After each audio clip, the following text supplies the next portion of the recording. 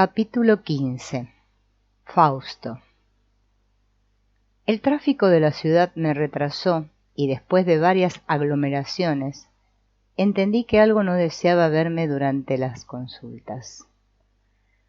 Llegué a la casa de Pachita 30 segundos antes de que se iniciaran las operaciones de los ojos. Saludé al hermano y ocupé mi lugar mientras veía cómo los pacientes eran intervenidos. El primer enfermo que ocupó la cama fue un muchacho que tenía sordera total en ambos oídos. Era además mudo, y como en casos similares la dificultad de reconocer si la intervención tenía éxito era mayúscula. Se llamaba Fausto, y al terminar la operación el hermano recordó el Fausto de Goethe y nos dijo que la historia era verdadera. Después el hermano me preguntó por mi bienestar, y le conté que el día anterior había hablado con J, L y M acerca de Cuauhtémoc. Dijeron que éramos unos cavernícolas y que hacíamos sacrificios, ¿verdad? No, hermano, le respondí con seriedad. Hablamos acerca del nivel de conciencia en el cual te encuentras y yo llegué a la conclusión de que no lo entendía como quisiera. Se había acercado a nosotros y escuchaba con mucho interés nuestra conversación, y al oírme que entendía el nivel del hermano, sonrió como diciendo que pedía demasiado. Es muy bello y hermoso, Jacobo, me contestó el hermano. ¿Pero qué es, por ejemplo, cuando dijiste que tenías una misión urgente? ¿Qué era? Un ciclón se acercaba al territorio de los indios coras y fui a pedirle a mi padre protección para ellos. ¿Y lo conseguiste? Sí, el ciclón fue desviado de su trayectoria. También me gustaría ver más de lo que sucede en las operaciones, continué yo. El hermano no me respondió inmediatamente, pero después de unos segundos me dijo algo que me sorprendió y agradó. Voy a pedirle a mi padre que haga un milagro para ti. El siguiente enfermo fue introducido en una silla de ruedas. Junto a él, otros 2 pacientes, en otras tantas sillas similares, esperaban su turno. Este es un gran hombre, dijo el hermano, mientras A y yo ayudábamos a acostarse un hombre muy fornido, alto y negro. Es un gran músico, continuó el hermano. Su cuerpo estaba completamente flácido y paralizado. Lo colocamos sobre un costado y el cuchillo de monte hizo una incisión de 10 centímetros. El hermano pidió una sonda y colocó un extremo dentro de la herida y el otro en la boca de Pachita. De nuevo un líquido rojo empezó a atravesar la extensión de la sonda. El enfermo tenía una infección terrible y el procedimiento estaba dirigido a purificarlo. Al terminar saturé y después vendó. El hijo de C.H. lo ayudó a ocupar la silla de ruedas y yo me compadecí por su dificultad de movimientos. ¿Por qué suceden estas cosas?, pregunté en alta voz. El hermano se aproximó a mí y en un susurro me dijo que el músico se excitaba y los metales de su instrumento se caldeaban y luego salía el frío y descuidaba su materia. Por ello se debilitan, Jacobo.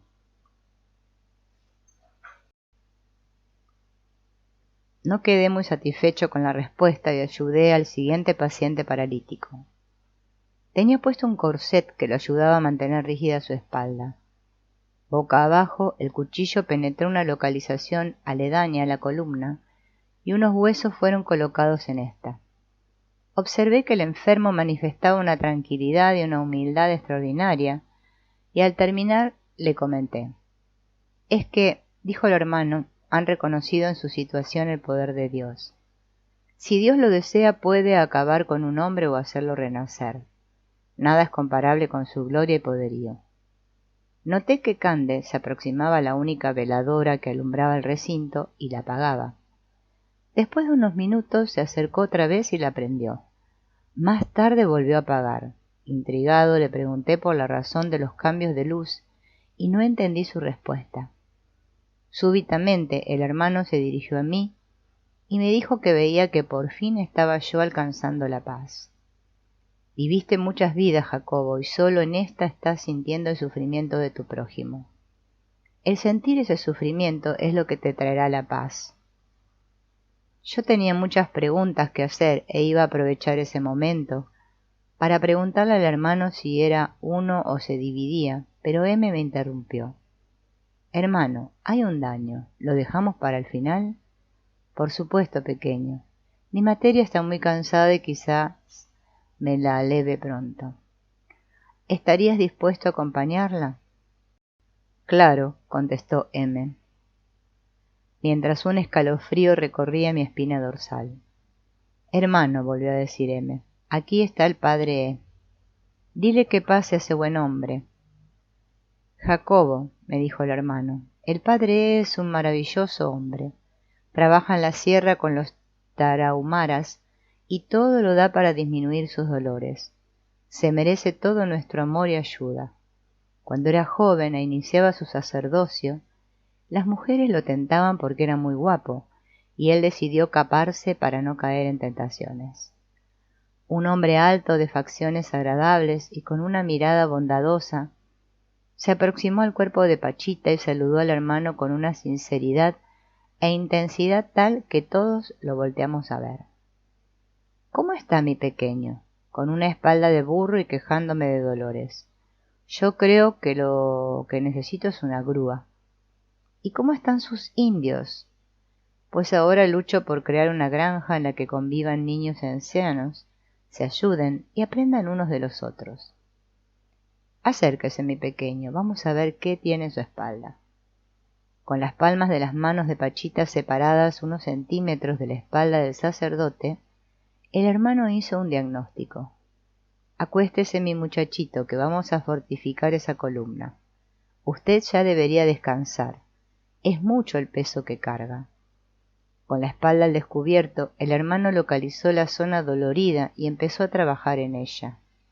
Hizo una incisión de por lo menos 30 centímetros y dejó al descubierto la columna vertebral. Le pidió a unos huesos y con el mango del cuchillo los introdujo entre las vértebras. El enfermo se quejaba y rezaba a Dios cuando por fin saturé la herida, la que se cerró instantáneamente. Al salir del recinto, el hermano nos confió que se sentía muy triste, pero la razón de su tristeza no la pudo reproducir aquí. La última operación fue la de una mujer con un daño materializado en su espalda. Obesa y de tez ceniza, entró acompañada por 2 de sus hijas. Se quejaba amargamente de dolor de espalda y nos costó mucho trabajo acostarla boca abajo en la cama. El hermano palpó la espalda y nos pidió que la colocáramos de costado. Alrededor nuestro, todos los ayudantes se tomaron de las manos, haciendo una cadena de protección. Doña Candelaria tomó una botella de bálsamo y empezó a lanzar gotas del mismo sobre mi cabeza, la de Pachita, M y A. Recemos, hermanos, nos pidió Cuauhtémoc. Introdujo el cuchillo en la espalda de la dañada y forcejé unos segundos intentando extraer algo. Yo sostenía la mano de la enferma y me sentía muy energetizado y fuerte. El hermano me tomó de la mano derecha y la colocó directamente sobre el daño. Palpé un tejido blando con excrescencias y empecé a jalar. Sentía que debía ser muy fuerte y vi cómo el tejido ocupaba toda mi mano.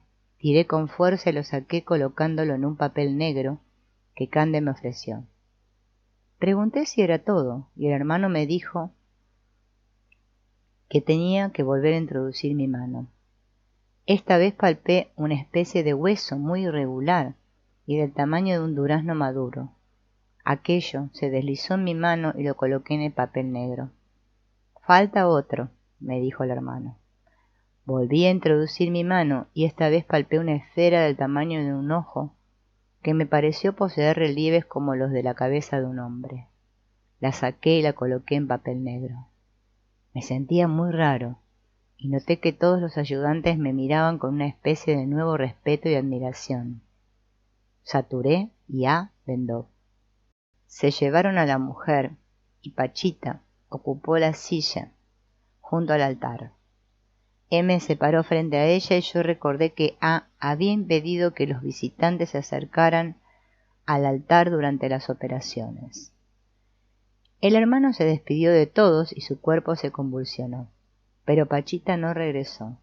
En su lugar una voz infrahumana empezó a balbucear cosas ininteligibles, mientras el cuerpo de Pachita seguía convulsionándose. Con un movimiento rápido las piernas de Pachita se abrieron y orinó. Cande se acercó a la cara de Pachita y le colocó sus manos frente a los ojos. toma luz y vete. Cande repitió varias veces la orden y por fin Pachita se recuperó. Me acerqué a A para preguntarle algo y M intervino diciéndome que todavía me faltaba verlo mejor, cuando las botellas de alcohol se rompen y caen cosas del techo. A mí, me dijo A, un daño me destruyó un testículo cuando una vez intenté darle luz. Es muy peligroso. Las hijas de la mujer del daño preguntaron por mí y yo les conté lo que había extraído del cuerpo de su madre. M les ordenó no dormirse sino hasta después de la 1 de la mañana. Cuando terminé de colocar los daños en el papel negro, vi que el hermano tomaba una especie de palma. No supe cómo ni de dónde apareció en la cama de operaciones, y envolvió el papel conteniendo los daños con ella. Apretó fuertemente el paquete como si hubiera querido ahorcar los daños y después se lo ofreció a M.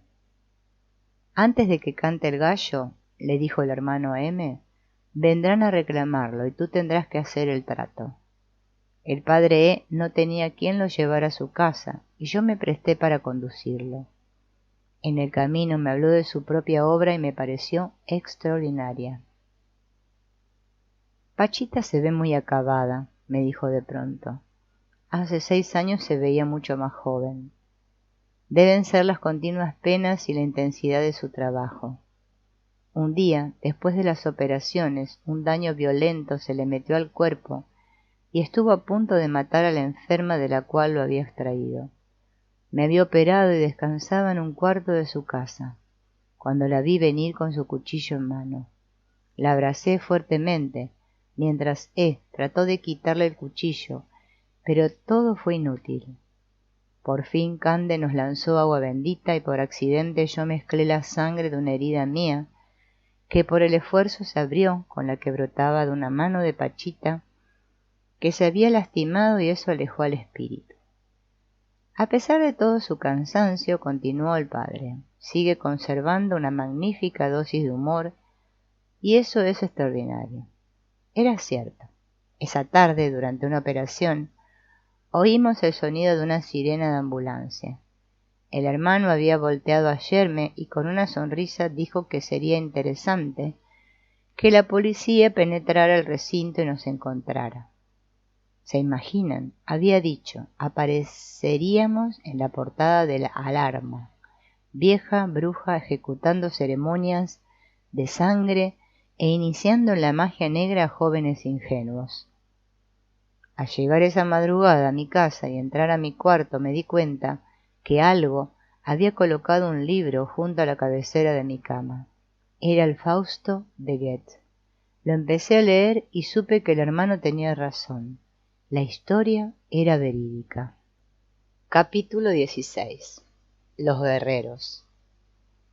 Pachita está completamente ciega y solo come de vez en cuando. En las operaciones se le trae un vaso de té y en él el hermano coloca un elixir que le da energía para toda la semana. En un monólogo que duró varias horas, A me dio su particular visión de la obra. Es un camino lleno de pruebas tremendas, las 24 horas, y lo que tú debes comprender es que alrededor de Pachita conviven los extremos de la condición humana. Por un lado el materialismo más egoísta, y por el otro la santidad espiritual. Aquí ves todo lo que se puede ver y ese es un regalo magnífico. Su esposa, M, preparaba la comida mientras mi hija, E, y yo escuchábamos el relato. Hace 19 años que trabajo con ella y si no fuera por mi orgullo, ya estaría muerto. Es necesario ser un verdadero guerrero y no existe la posibilidad de echarse para atrás una vez iniciado. Hace muchos años íbamos al campo para hacer entregas. Si venía un enfermo con un daño y el hermano lo operaba en el plano físico, después era necesario cortar la conexión espiritual con la entidad que lo había provocado.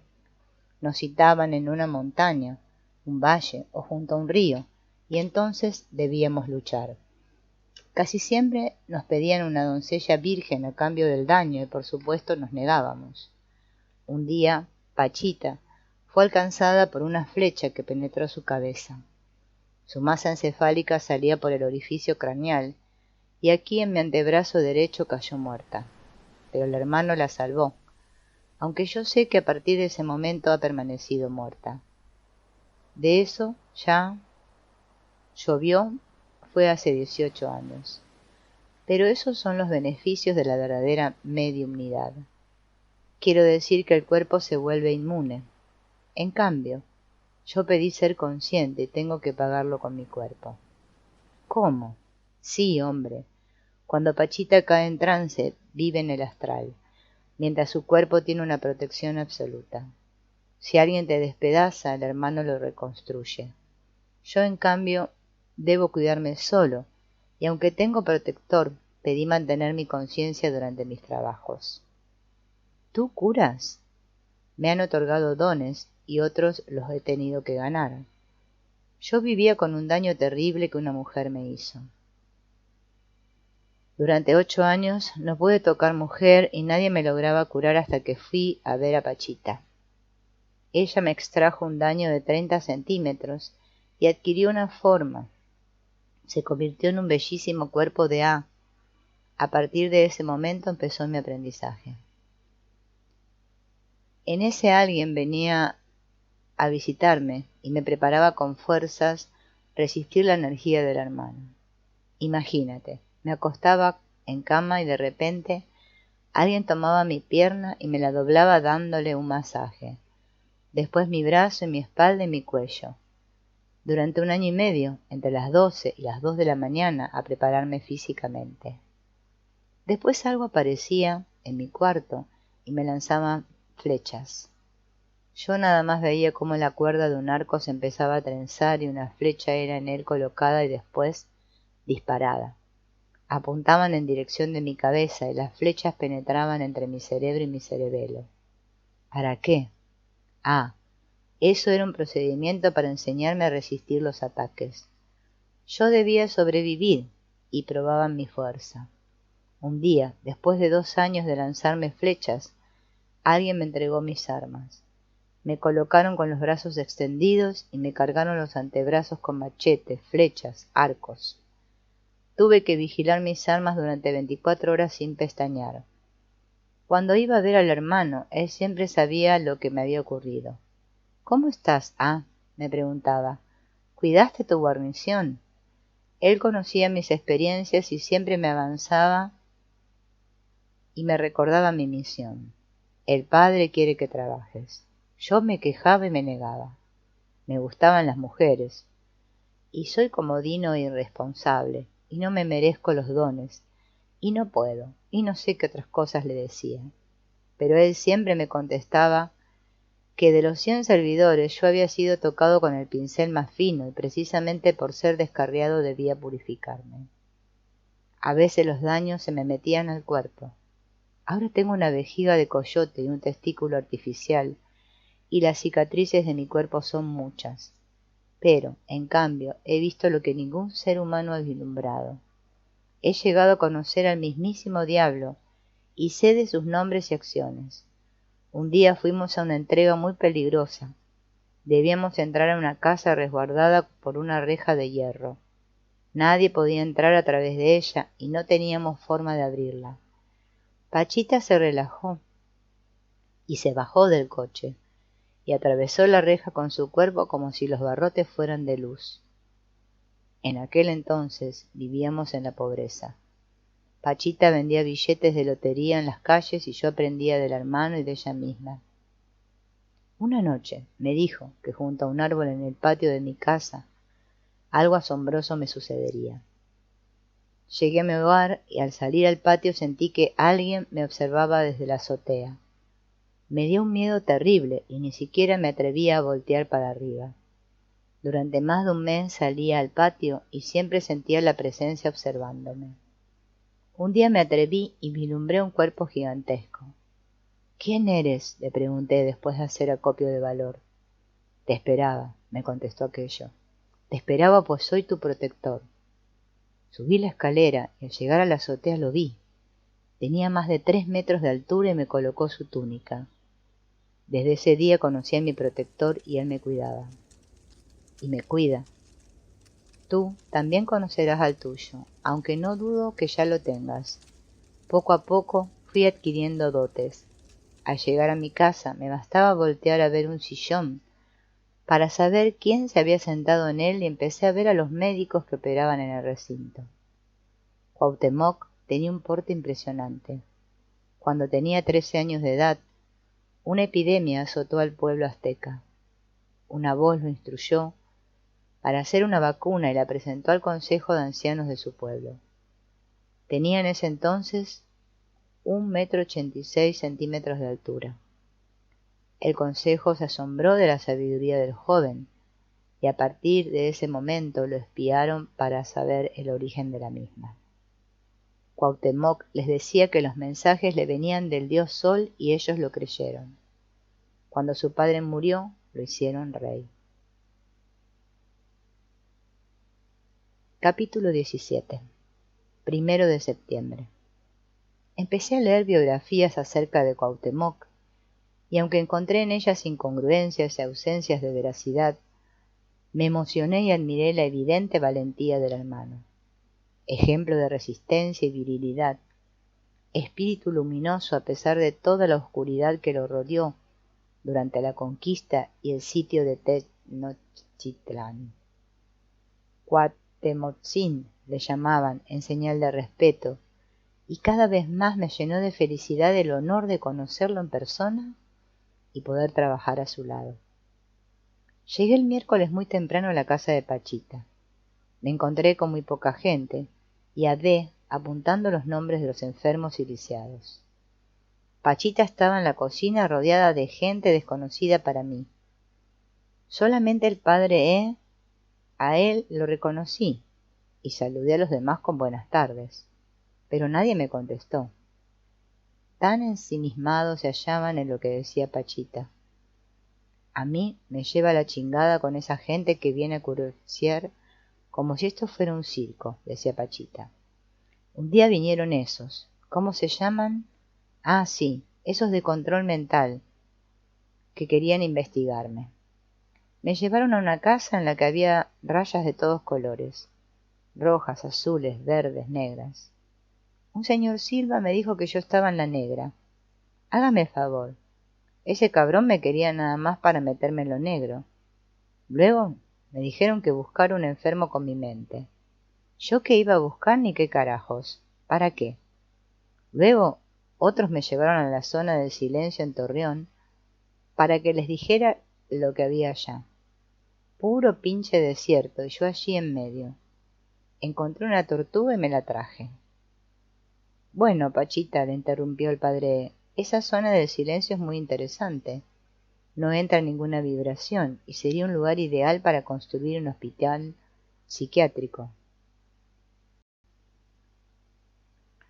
Pachita lo volteó a ver y sonrió. ¿Y usted por qué no deja de ser sacerdote, hombre? Es que ya casi no habemos y eso empecé y eso debo terminar. Hoy más que nunca se nos necesita. Pues no sé, dijo Pachita. Dicen que se paran los relojes y que no se oye el radio, pero ¿para qué sirve eso? Nada más buscan para buscar sin saber. Y por más que encuentren, no quedan satisfechos. Si yo les contara todo lo que me han llevado a hacer. Un día me dijo un amigo que le ayudara a buscar no sé qué madres en un terreno. Fui allí y me lo encontré lleno de excavaciones. Me dijeron que les reportara lo que sentí y yo me quedé tal cual. Aquí sí que se trabaja, pero yo de eso sé menos que nadie. Yo nada más me voy y viene el hermano y ni me entero. A ver tú, Jacobo, que eres sabio, ¿a dónde me voy? Pues no sé, contesté apenado. Bueno, ¿y qué dice el hermano? ¿Cómo es? Pues cuando viene cambia tu voz, y todo lo que dices se convierte en certeza y fuerza, dije yo. Ya ven, él sabe más que yo de lo que sucede. Y luego vienen a invitarme a dar conferencias, y yo, ¿qué les voy a decir? ¿Se imaginan a esta pendeja hablando en una conferencia? A mí me gustan las buenas obras, las que de veras ayudan. Ah, pero como es difícil, me tardé 50 años en hacer un kinder. 50 años de trabajo para llegar a eso. Eran las 6 de la tarde y Pachita se levantó. Ya me voy, nos dijo a todos, mientras salía en dirección al recinto. Nunca había visto llegar al hermano para una sesión de curaciones en México y la seguí interesado. Todo parecía tan natural, y sin embargo, en unos minutos más, un ser de otra dimensión vendría a realizar milagros. Entramos al iluminado recinto y Pachita se acercó al altar. Vamos a prender unos inciensos para echar fuera a los malos espíritus. Pronto todo el recinto se saturó de un olor delicioso. Pachita seguía bromeando con todos y solamente se puso seria cuando se sentó en una silla, después de colocarse la túnica de Cuauhtémoc. La tela amarilla estaba completamente impregnada de coágulos de sangre y grandes manchas rojas entre la pedrería y los diseños indios que la llenaban. El padre se colocó a la izquierda y yo a la derecha de Pachita. Ésta tomó un libro de pastas negras que estaba colocado en el altar y lo abrió. Grandes letras lo llenaban y yo alcancé a leer una oración. Se trataba de un libro religioso que me hizo recordar una Biblia en hebreo que deseaba regalarle al hermano. El padre se acercó y comentó la rareza de la edición. Ya no se hacen más de estos libros. Pachita cerró el libro y sus ojos y empezó a rezar en voz alta. El padre comentó que sentía un cosquilleo en su oreja izquierda y Pachita confirmó que era señal de la inminente llegada del hermano. Yo siento, dijo, cosquillas en ambas orejas. Candelaria se colocó detrás de Pachita y cuando ésta entró en convulsiones, Cande empezó a rezar en voz alta. Pachita se retorció unos segundos y después bostezó. Su cuerpo parecía estar ajustándose al manejo de un nuevo ser y equilibrándose y llenándose con su presencia. Volvió a retorcerse unos segundos, a bostezar, y Candelaria continuó con su rezo. Alguien apagó la luz, descorrió las cortinas y pidió silencio. De pronto tocaron la puerta y Cande volvió a insistir en la necesidad de mantener silencio. Por fin, el brazo derecho de Pachita se levantó y una voz intensa y viril habló a través de su boca. Los saludo, queridos hermanos. En nombre del Padre yo te saludo, le dije confiadamente. En el mismo nombre yo te respondo, mi pequeño. El padre se acercó a preguntar si la indicación de Pachita de dejar el sacerdocio era una señal. No, buen hombre, le respondió Cuauhtémoc. Tú ya conoces a mi carne y sus bromas. No te preocupes por eso y sigue con tu bella obra. ¿Qué es lo que tenemos, mis cariñosos hermanos? D se aproximó y mencionó 22 o 23 consultas apuntadas. Bueno, vamos a comenzar. Una viejecita con un huevo en su mano derecha se aproximó al hermano y le pidió ayuda. Yo no me pude contener y le acaricié su cabello cano mientras Cuauhtémoc la revisaba y recetaba unas hierbas para sus dolencias. Los viejecitos son como los niños, le dije al hermano al despedir a la mujer y él asintió. Yo me había acostumbrado a ir hacia la cortina y acompañar al siguiente enfermo y presentárselo al hermano, pero Candelaria me lo prohibió. Estás alterando la energía, me dijo muy seria. Estiras los cordones y no debes hacerlo. Permanecí el resto de la sesión junto al hermano. Un muchacho muy fornido se aproximó y explicó que había tomado todas las medicinas que le habían recetado, pero seguía sin virilidad. El hermano enfocó su atención en la zona genital del muchacho y le pidió que esperara afuera porque lo tenía que operar. Eso es un daño, me dijo Cuauhtémoc. Yo quería aprender a diferenciar los daños de otras dolencias, y la siguiente persona me dio la oportunidad de hacerlo. La misma mujer que había venido una vez anterior, aquella de la mirada perdida y despidiendo un olor insoportable, fue traída a rastras sobre una silla. Era impresionante su abandono y quejidos. El hermano se puso de pie y la recibió muy serio. Que se pare por sí misma, ordenó a sus acompañantes. Que se defienda y sepa que lo que tiene viene de afuera. La mujer giró sus ojos y cabeza y no respondía. Quítatelo, no es de dentro sino afuera, hazlo por tus hijos. La mujer volteó a ver al hermano y el loco girar de sus ojos disminuyó por un instante. Se paró de la silla y empezó a hablar. Me duele el cerebro y no puedo pensar y me hago en los calzones. Ayúdame, por favor. Miren, les dijo Cuauhtémoc a los acompañantes. Frótense las palmas de sus manos y denle luz y ordenen a la entidad que salga del cuerpo de esta pobre mujer. Me la van a traer el viernes a las 12 de la noche para operarla. A mí me empezó a doler el cuello y me lo froté varias veces sin éxito. El hermano me vio y me dijo que eso pasaba por poner tanta atención a los daños. No los mires, me dijo, mientras me daba un masaje en el cuello. La diferenciación está en el propio cuerpo y sus sensaciones, pensé, recordando a J y su técnica psicoanalítica. Una pareja de ancianos penetró al recinto. El marido informó que su esposa tenía malos los riñones y que los médicos no encontraban solución para su caso. Mientras el hermano atendía a la mujer, el esposo me hizo una seña para acercarme a él. Me susurró en voz baja que era cáncer, pero que no le querían decir a su esposa.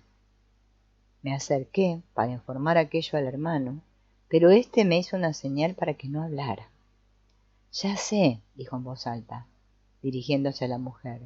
Dicen que tienes cáncer, pero eso no es cierto. Vas a cuidarte y vienes otro día para ver cómo sigues y para cambiarte tus riñones. No le hagas caso a los médicos. Te han debilitado con sus lavadas y técnicas. Esas de... ¿Cómo se llama, Jacobo? Quimioterapia, dije yo. Sí, eso. Piensa que estás bien y eso será el primer remedio. Una mujer joven, su esposo y su hija, se acercaron a Cuauhtémoc. Este vio a la muchacha y la llenó de elogios. Tienes la gracia, bella mujer, y has tenido la paciencia para enderezar a tu familia. Traían 3 huevos y el hermano tomó uno para limpiar a la mujer. Sigue como vas y todo te irá bien, le decía mientras frotaba su cuerpo con el huevo. La bebé se había quejado y el hermano se rió. No me quiere esta pequeñita, dijo. Tomó en sus brazos a la niña y ésta siguió protestando. También la frotó con otro huevo y lo mismo hizo con el marido. Me duele el pecho y temo que tenga algo malo en el corazón, le dijo este asustado. Tu corazón está bien, aunque un poco lento. No te morirás de eso, sino de otra cosa. Y más vale hacerle caso a tu mujercita, que ella sí sabe lo que hace. El siguiente paciente me impresionó. Una mujer de mediana edad, lentes oscuros, labios violáceos y manos marmóleas, pidió ayuda. Me siento muy mal de todo. Vengo de Guadalajara. Cuauhtémoc la reconoció y le recetó unas hierbas. Ya puedes irte, mujer, eso te curará. Dame tu bendición en mi espalda. Persíganme con tus manos. No, mujer, toma los remedios y eso te ayudará. La mujer tomó las manos de Pachita y se las colocó en sus hombros. Dame tu bendición, dijo en tono de orden. Cuauhtémoc lo hizo y al irse la mujer me volteó a ver. No me gusta esto, realmente no me gusta hacer eso. Una mujer vestida en forma muy elegante se presentó después. Dijo tener muy bajos sus glóbulos rojos, sufrir debilidad y dolores abdominales. ¿Tienes gases? La mujer me volteó a ver y se ruborizó. Luego afirmó con la cabeza. El hermano la hizo voltearse y vio su espalda. A mí me dio la impresión de que un aparato de rayos X se había puesto a funcionar. Veo unas plaquetas muy peligrosas en tus pulmones, dijo Cuauhtémoc. Debes dejar de fumar y venir el viernes para operarte. ¿Y mis glóbulos rojos? El hermano tomó una de las manos de la mujer y con un dedo pareció lanzar algo sobre la palma. Están un poco bajos, pero no tanto. Ven el viernes. Una muchacha joven de labios delgados y aristócratas susurró sus dolencias. Pareció no querer decir lo que tenía y después de salir volvió a entrar acompañada de M, quien nos dijo que le daba pena hablar enfrente de mí. Me aparté y la muchacha habló de problemas con su menstruación. El hermano le dio un remedio y al salir y acercarme a él, bromeó conmigo. Vaya, me dijo, ni que fuera algo nuevo. Una madre traía a su niña. Dijo que no podía hablar. El hermano le preguntó su nombre y la niña balbuceó algo ininteligible. Junto a nosotros había un invitado, que curioso observaba las consultas. Interrumpió éste y le dijo a la mamá que él conocía una escuela especial que podía ayudar a su hija. El hermano volteó a verlo con asombro y no lo dejó seguir. Noté la confusión del hombre mientras el hermano recetó unas lenguas de pájaro para la niña. Habían acabado las consultas y nos preparamos para las operaciones. Aproveché el intervalo para decirle a Cuauhtémoc que estaba leyendo su biografía en varios libros y le expresé mi gran admiración por su valentía. Nadie es veraz, obtienen sus datos de fuentes dudosas y no dicen la verdad. Tú dices la verdad porque describes lo que experimentas y eso está muy bien. Mira, continuó, nunca hicimos sacrificios, hacíamos lo que has visto. Detrás de cada símbolo teníamos un dios. Ustedes no son así, pero nosotros sí. Eso ustedes no lo entendí. Mi educación judía me había enseñado la existencia de un solo Dios, y no supe si se refería al judaísmo o a nuestra época. Tampoco morí ahorcado, continuó. Lo que hicieron los españoles no tiene nombre. Tomaban bebés y los lanzaban al aire y luego los ensartaban con sus lanzas. Recordé la Segunda Guerra Mundial y las atrocidades de los nazis. Parecía, dije en voz alta, que hay épocas en las cuales la oscuridad crece y se establece una lucha terrible en la que se manifiestan los más bajos motivos de la carne. Así es, confirmó Cuauhtémoc. Para mí era inconcebible lo que hacían los españoles, pero ellos no fueron los primeros en llegar a nuestra tierra. Mucho antes unos vikingos vinieron conducidos por un fraile. Perdóneme usted, le dijo el padre E. Un tal Jonás descubrió nuestro continente. Venía en una balsa y le dio la peste bubónica. Pudo regresar y le comunicó a Colón su descubrimiento. Por ello él tenía tanta seguridad en su travesía. Nadie sabe esto que te digo, porque los escritos se perdieron. Tuve una novia, pero nunca me casé. Ella se entusiasmó con los barbados y nos traicionó. Les dijo todo lo que sabía, incluyendo la localización de nuestros túneles secretos. Aquello me tocó fibras muy sensibles. Yo también había sentido la traición de la mujer y sabía el dolor que produce. Me imaginé lo que debió de haber sentido Cuauhtémoc, y me dolí por su sentimiento de ver a su mujer en manos de los conquistadores y ofreciéndose a ellos. Me apresaron también por su culpa, siguió diciendo Cuauhtémoc. Hermano, le dije solemnemente, un día te pregunté acerca de Quetzalcóatl y me contestaste que era un traidor. Así es, confirmó Cuauhtémoc. Él sabía que no debíamos mezclarnos con los blancos y a pesar de ello los trajo a nuestras playas. Yo acepté recibir a los españoles como dioses, pero me obligaron por culpa de su profecía. En ese momento M entró muy preocupado al recinto. Hermanito, no encontramos el cuaderno y no sabemos a quiénes tienes que operar. A se escandalizó y dijo que ese cuaderno era un secreto de Estado y que no era posible que lo hubieran descuidado. Cuauhtémoc dijo que si no encontraban el cuaderno no operarían. Observé a M y noté una serie de movimientos despectivos. Parecía gozar de la situación y burlarse del hermano. Pensé que quizás resentía que su mamá fuera ocupada por otro ser, y no dudé que si aquello que yo pensaba era cierto, era inconsciente para M. Cuando M salió, el hermano continuó su relato. Tengo muchas misiones que cumplir. El planeta está en crisis y el hombre hace guerras y aquí mismo, en esta ciudad, se muere lentamente entre todo lo que ha creado. El hombre lucha por riquezas sin saber que ya las posee. En México existen montañas llenas de oro.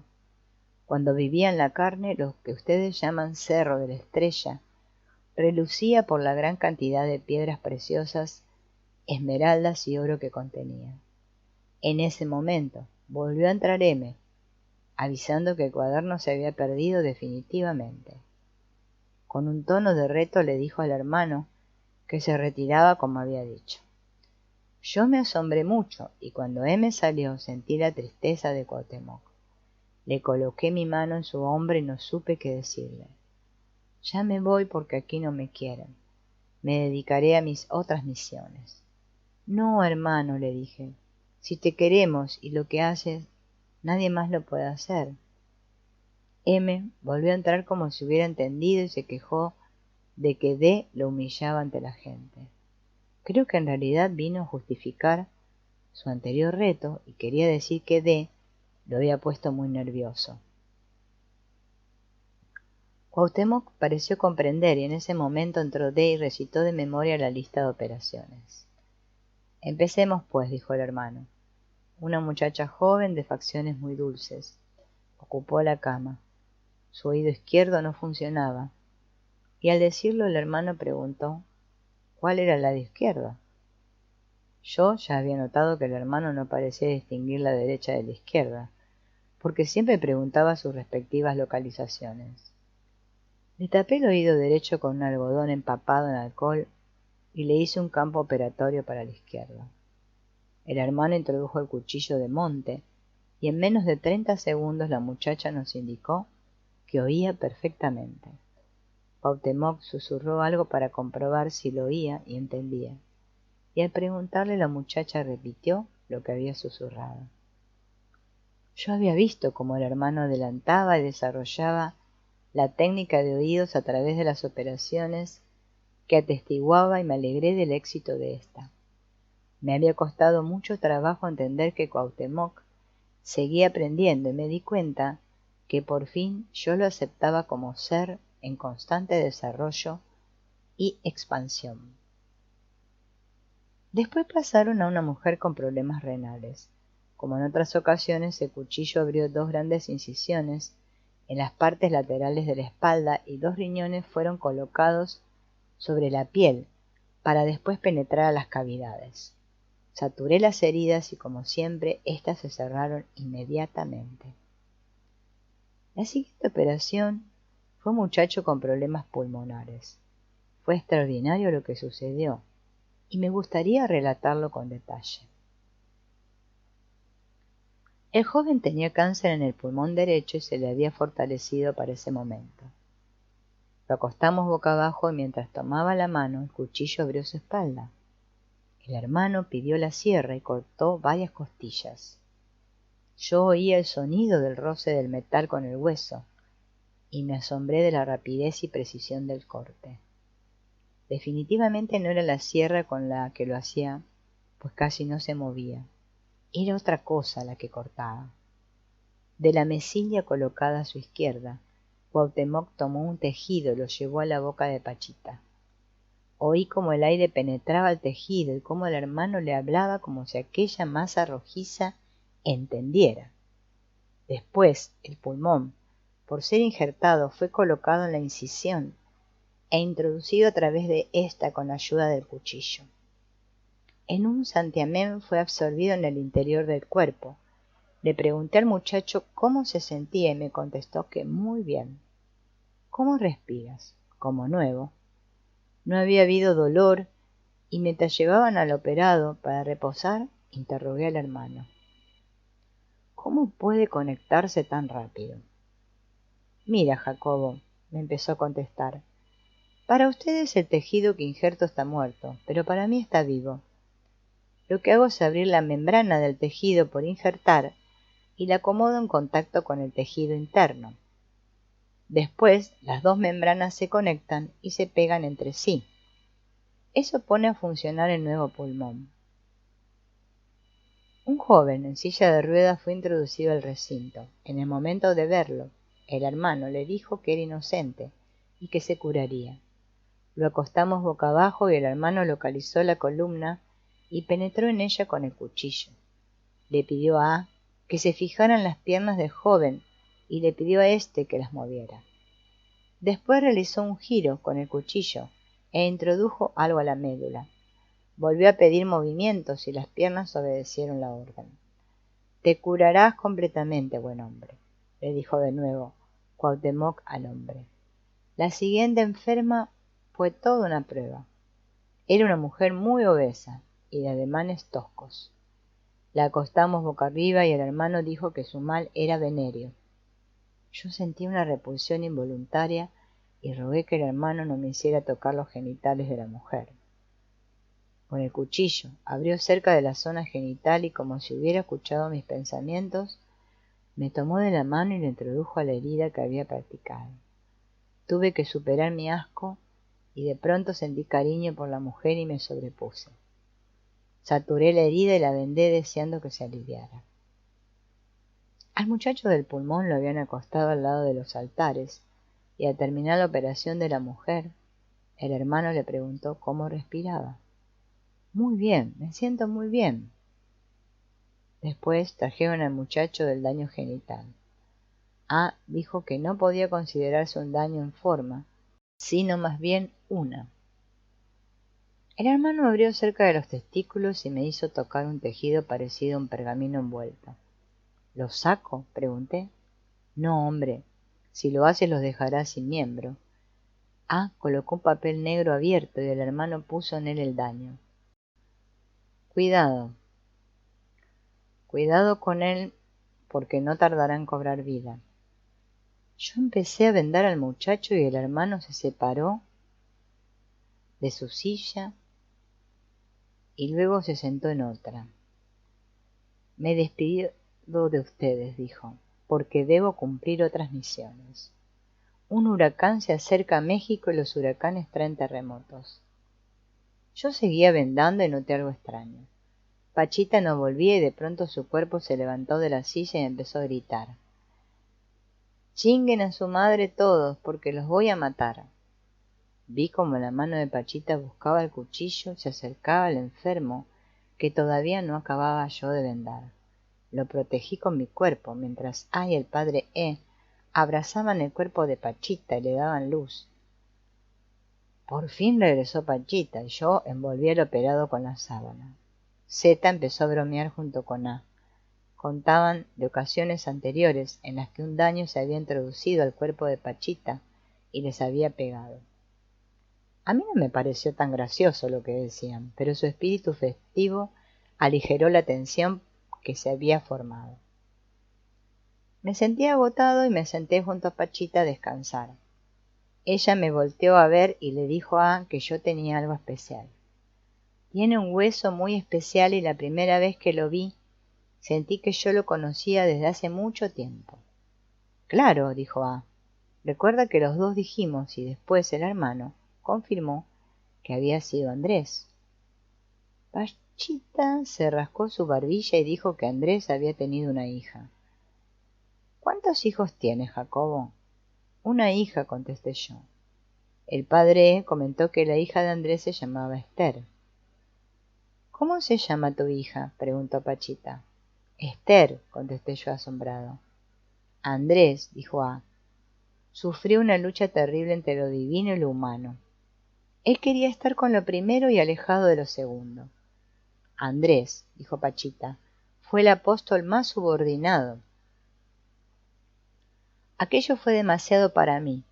Yo también sentí una lucha terrible entre mi naturaleza humana y mi ansia por llegar a lo divino. Esa lucha me había evitado vivir como cualquier otro hombre, y en ese momento pensé que las vidas se repetían. Andrés era un escribano de Jesús, comentó el padre E. Ya no sigan, por favor, pedí yo ahogado en sensaciones. Tomé mi lámpara de mano y la introduje a la bolsa de mi bata. Pachita me pidió que la encendiera y al hacerlo bromeé. Fíjense, así sí parezco un espíritu de luz. Vaya, comentó Pachita, ya se te está pegando lo bromista. Aquí se aprende de todo, dijo al final, lo más bueno y lo más malo. Capítulo 18. Vibraciones. Pachita me había pedido que le leyera el libro que estaba escribiendo, y yo le había prometido hacerlo en cuanto estuviera lista la transcripción a máquina. Yo había decidido terminar este libro con este capítulo y empezar uno nuevo que sería titulado Las manifestaciones del Ser 2, Cuauhtémoc-Tzin. Me sentía muy satisfecho de estar terminando el primer volumen, y al releer algunos capítulos me asombré de la dificultad que me había costado escribirlo y de la sensación completamente contraria que tenía al leerlo. Parece que fue fácil, me dije a mí mismo bromeando. La mañana del viernes fue atroz, y solo hasta las 4 de la tarde empecé a sentir luz y optimismo.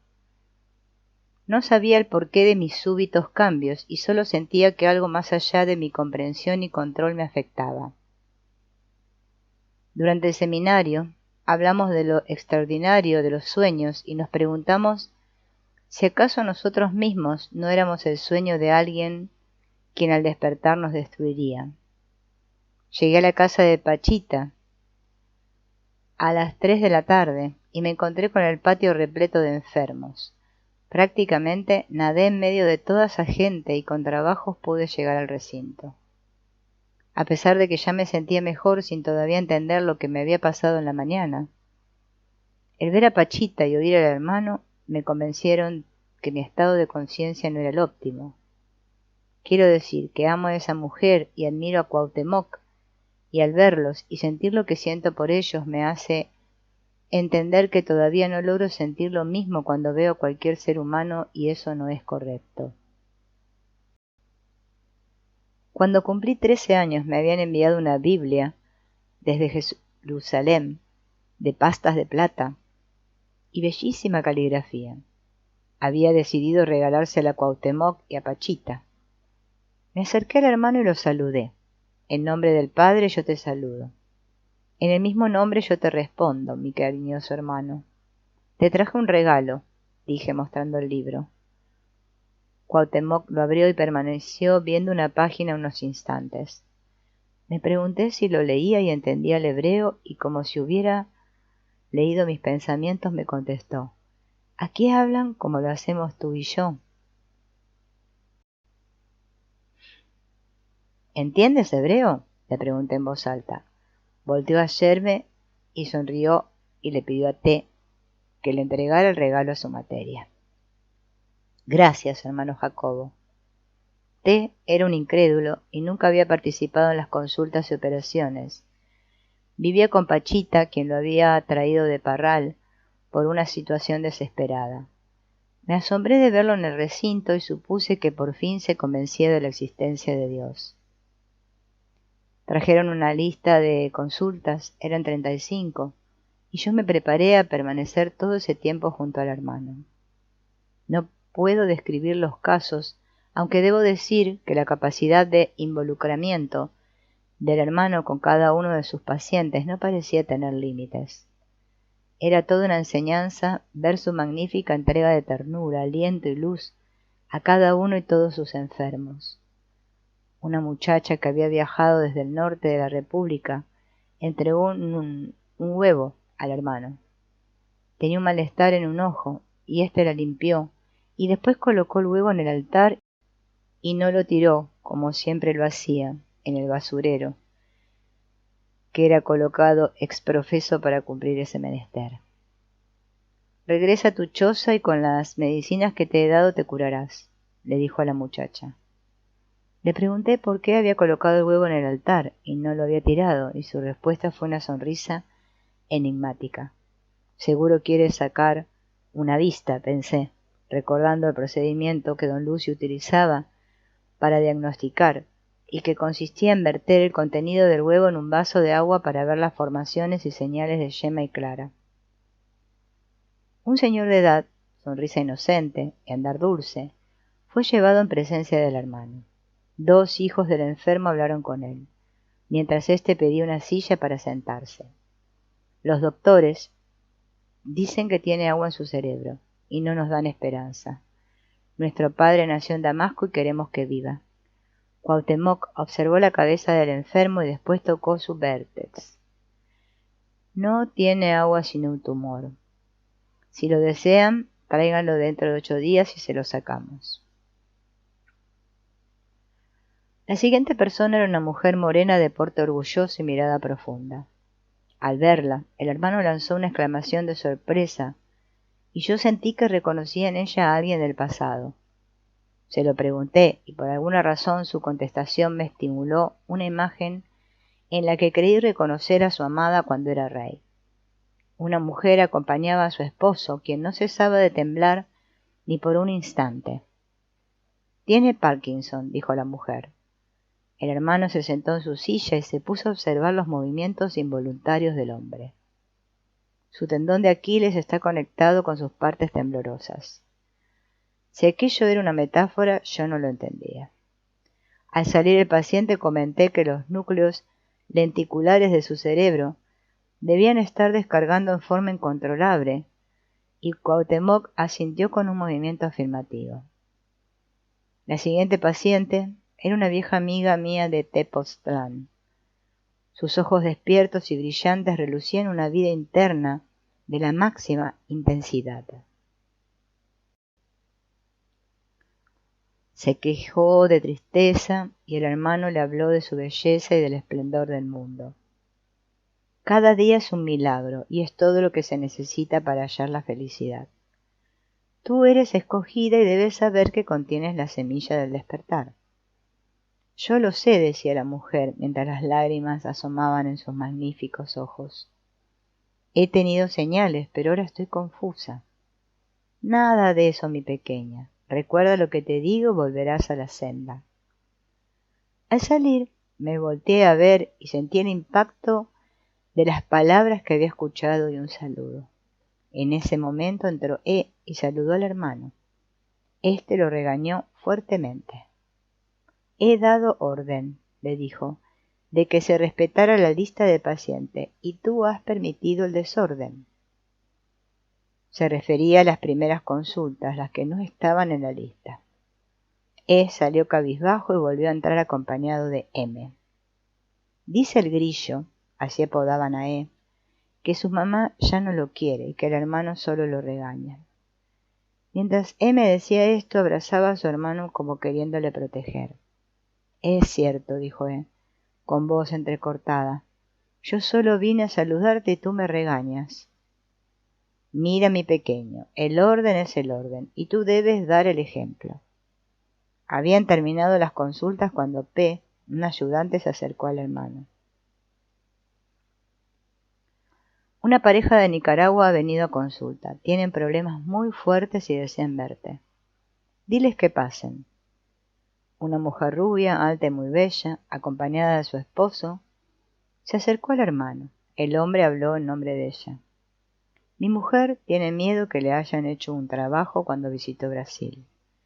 Tenemos problemas muy graves y ya no soportamos lo que sucede entre nosotros. Nos amamos, pero cada vez que hacemos vida marital, ella se siente muy mal y a mí me dan deseos de agredirla. Íbamos a tener un hijo, pero ella no lo soportó y se pegaba en el vientre hasta que lo abortó. Mujer, llamó el hermano a la mujer. ¿Tú sueñas con agua o que vuelas? A veces. ¿Sientes como que algo se apodera de ti y te descontrola? Sí, así siento. Yo empecé a entender y recordé que al entrar al recinto, la cabeza de la mujer había golpeado con un crucifijo que estaba a la entrada. Aquello me había asombrado y ahora comencé a comprender. Súbitamente Cuauhtémoc pidió su cuchillo. Fue una orden rápida y cortante. Volteé a verlo y me fijé que miraba en dirección a la entrada del recinto. Fijé mi atención en esa dirección y de pronto vi cómo las cortinas se separaban. Todos vieron lo mismo y en un santiamén nos colocamos a los lados del hermano, esperando la entrada de algo mismo que poseía a la mujer. En absoluto silencio, con los músculos tensos, la vista fija en la cortina y el hermano sosteniendo su cuchillo, permanecimos inmóviles y expectantes.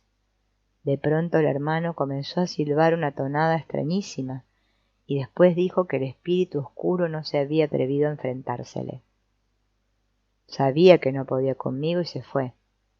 Tú, mujer, dijo llamando a la rubia, ¿qué sentiste? Un escalofrío. Mira, te hicieron un trabajo terrible y son muy poderosos. Le voy a indicar a P lo que debe hacerse y eso lo salvará a ti y a tu compañero.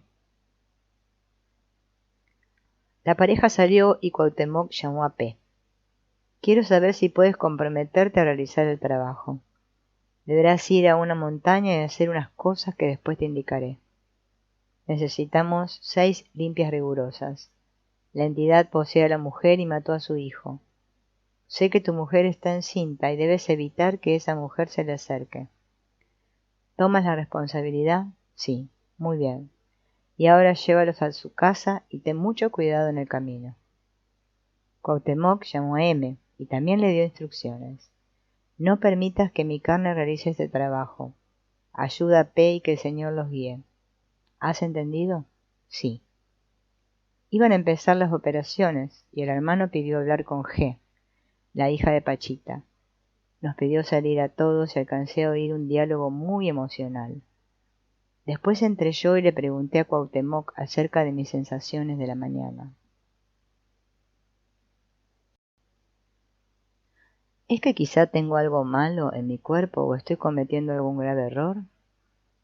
Lo que te sucede, me contestó después de barrer mi cuerpo con su mirada, es que cada día adquieres más sensibilidad y ahora estás detectando las señales de la próxima hecatombe. Por un lado me sentí tranquilo y por el otro inquieto. ¿La próxima hecatombe?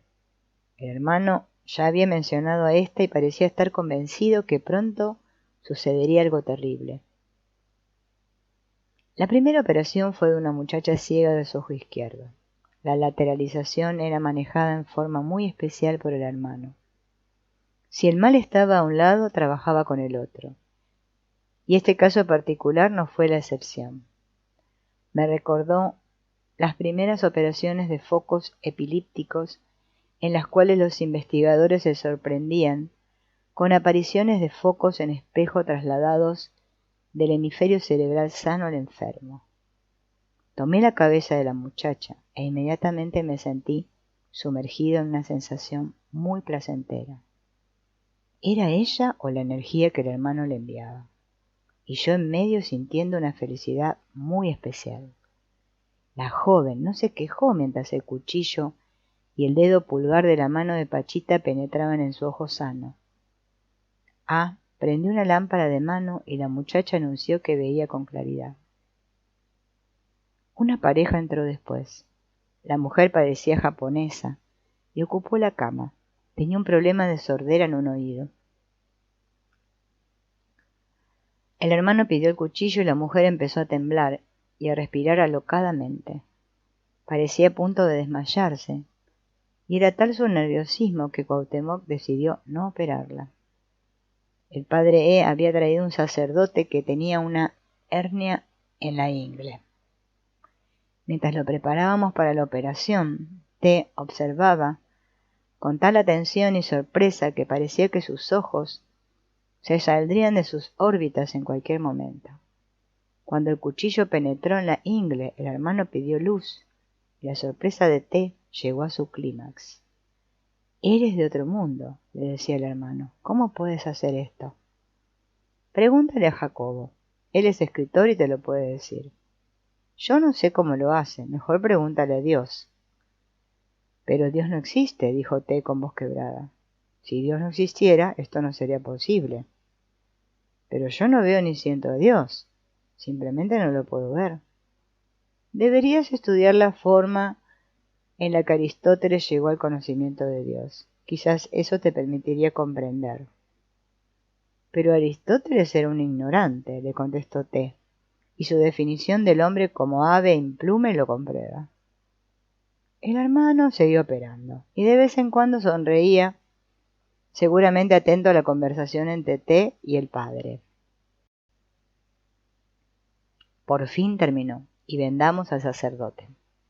Yo me sentía tan energetizado y seguro de mí mismo que empecé a platicarles acerca de mis nuevas investigaciones.